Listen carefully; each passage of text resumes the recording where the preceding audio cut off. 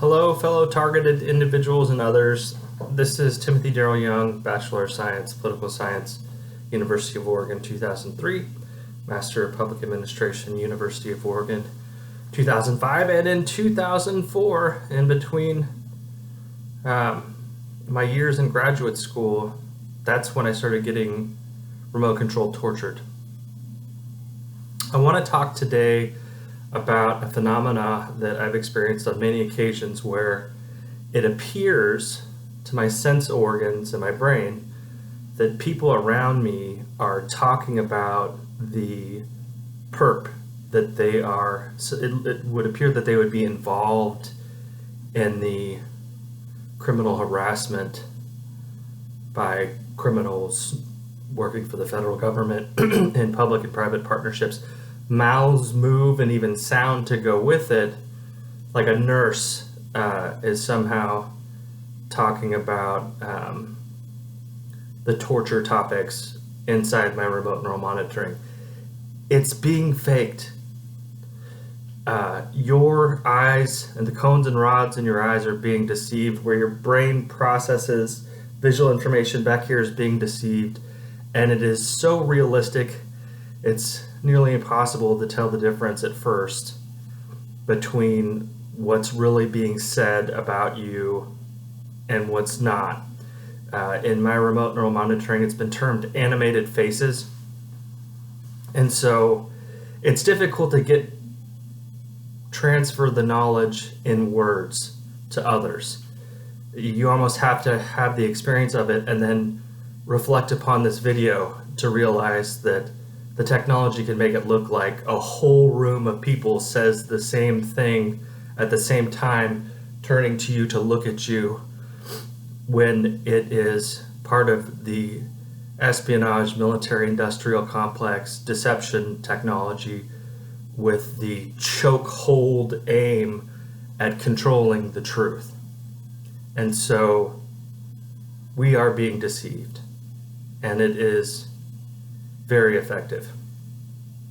I want to talk about local law enforcement and reading some of the integrations that happened post-September the 11th of federal systems and local county, city police, and they getting a readout that says on their computer screens that you're on the terrorist screening database, but that doesn't say why you're on the terrorist screening database, and you report the crimes against you to them, and they don't really do much in response. It's a situation of the fox watching the hen house. This is an overlap of mafia and government that is so bad that it often, in historical comparisons, can end in nation collapse. I want to talk for this moment about partial truths. Like in my remote neural monitoring, I'll tell you what truly happened at first. In college, over 20 years ago, I had a peer that came up to me, and she told me that she was pregnant and didn't want to have the child, and needed some moral support getting someone to walk her down to the clinic so that she could meet with a physician about an appointment about eventually getting an abortion. And so I, being compassionate and loving and kind, went down with her and sat in the lobby when she was meeting with the physician. And that really happened. In partial truths in my remote neural monitoring and spreading slander to get people in gang stalking ready and willing to torture me, it's been said many, many times that I helped or I killed a kid. And so that's an example of a partial truth. The doctor and the would-be mother ended the pregnancy. I didn't actually really kill a kid, but in a partial truth, monitoring my remote neural monitoring and surveying me and looking through corrupted records, it can be used as a means to try and design my own death, when really it was just helping out a friend walk down the street and sitting in a lobby.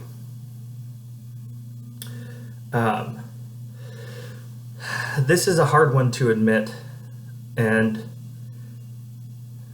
it at times is a gruesome, complicated, unforgiving world.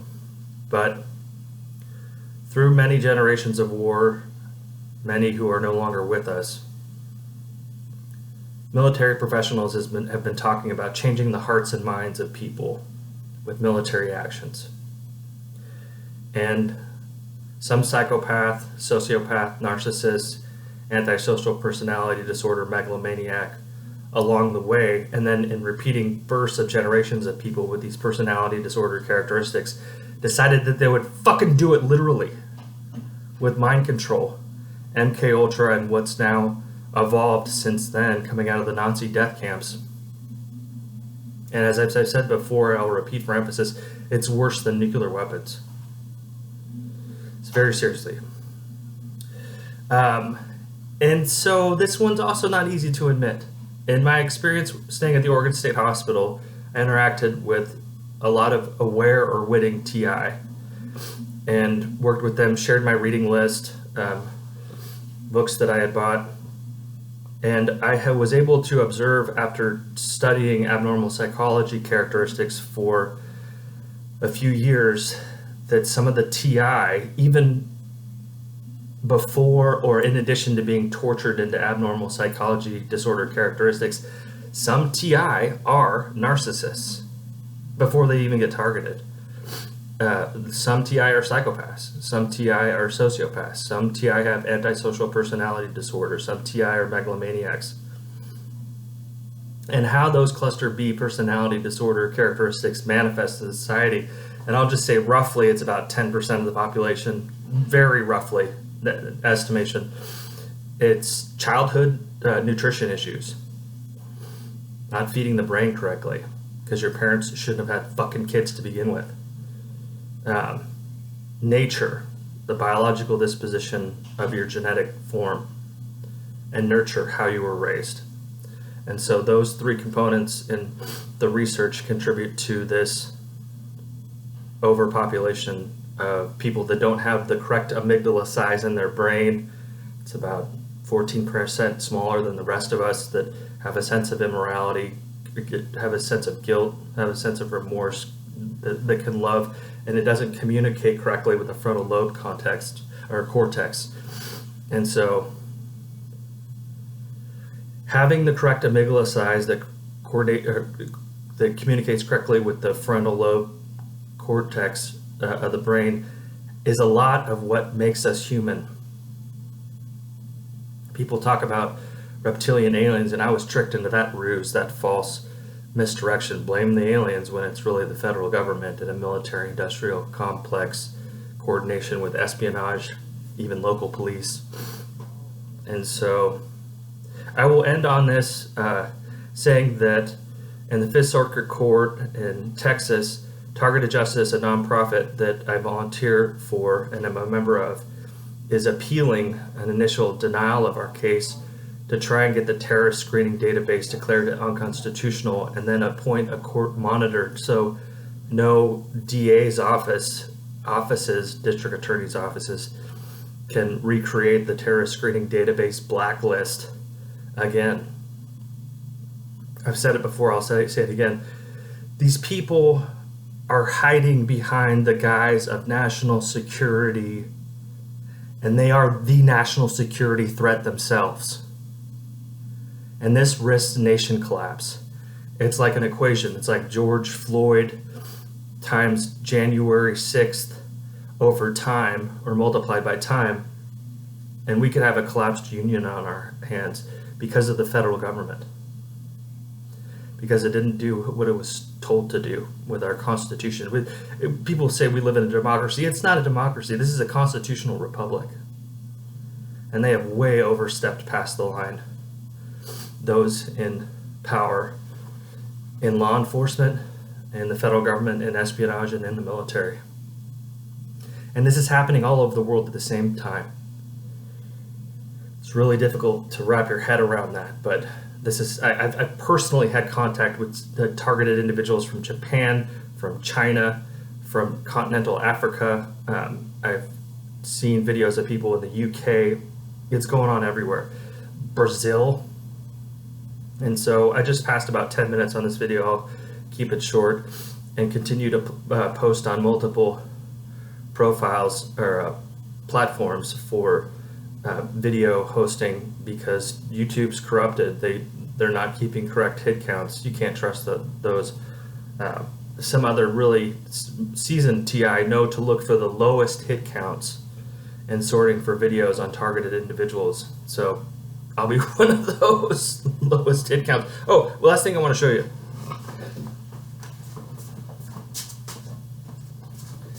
So my ancestor, he would only serve one term as U.S. president because he wanted to go after the corruption within the government and didn't want to have to rely on votes from people in government. So he made it a moral conviction that he would only serve one term, so that during the second term he didn't have to pander to federal employees for votes in a spoils system rather than a meritocracy. And this is a coffee cup that I got from his presidential library. And this is in Ohio, Spiegel Grove, Ohio, if I'm pronouncing it correctly. He was the first president to start the tradition of having a presidential library, and it's located in Ohio. And so that's some of the nobility on my mother's side. I have some really notable ancestors on my father's side, and it came together in me being lucky to be born smart. People have been telling me that I'm intelligent my whole life. Really, I just talk well. There's some other things too that I'm pretty good at, but people are people, and in abnormal psychology characteristics, there's some really smart cluster B personality disorder characteristic types that are only faking stupid so that they can be more evil. Anyways, happy Easter. I'll say namaste to my fellow Buddhists, if there are any of you out there. I won't be chasing eggs for a savior that won't be coming back. That would only be faked through psychological operations, and I'm sorry if that sounds rude, but I've been through a lot of efforts to fake gods over me, and I've had some insight into people that are grandiose, and have come to my own conclusions, and I hope that you can respect that. Peace.